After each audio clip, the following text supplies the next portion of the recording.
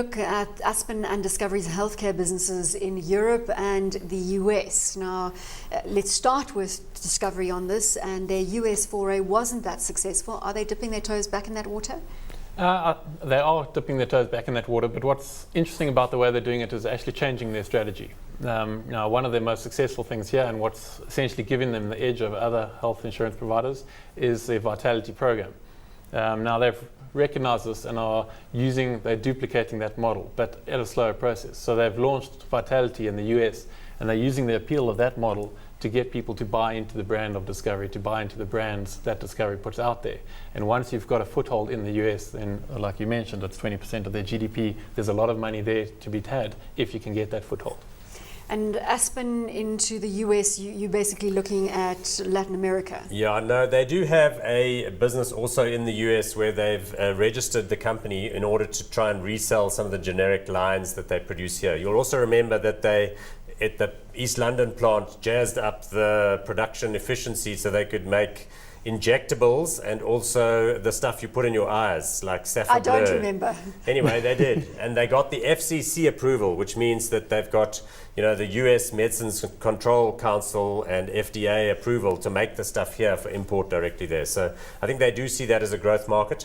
Aspen is also trying to buy currently a pharmaceutical ingredients manufacturing business from Merck in the Netherlands region.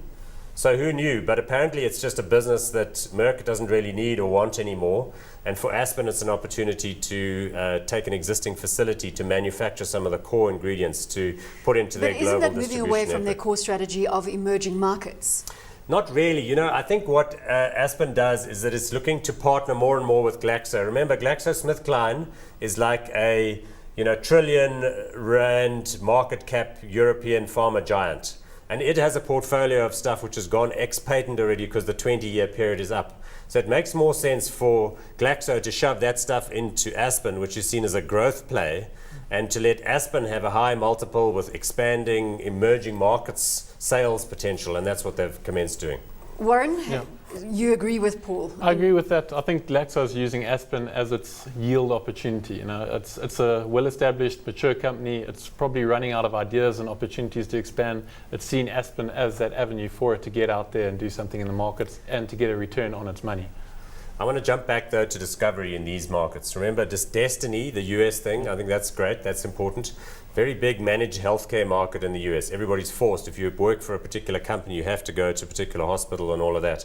But look what Discovery is doing with these fancy deals where if you shop at Woolworths and you buy only the healthy stuff at Woolworths, you can't buy bags of Chuckles at Woolworths and get a discount on your Discovery card. You have to buy like vegetables.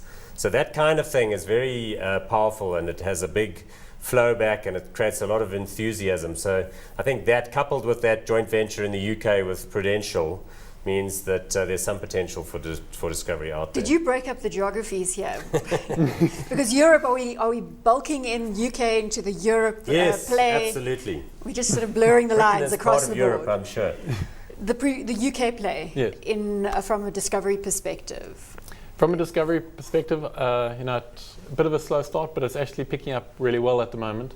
And again, it's an opportunity for Discovery to replicate the South African model. They're doing what's working there, and by having their different key plans, their Vitality, and partnering those all as a package, they're able to offer consumers everything that they need, and obviously profit at every single level. So it's a good play. It's tricky. The UK obviously has better state provision. So, many countries have terrible state provision, like South Africa, but then the private care is good. In the UK, the public sector is good, but a bit ponderous. So it's really only the super rich that can afford to pay these insurance-based products to get faster care in the event that they need it from a private hospital. So it's a bit more tenuous, and unfortunately, a lot of it is elective or discretionary spend. So it's not doing well now. But I don't know. I just think Europe is going to be fine in a couple of years' time.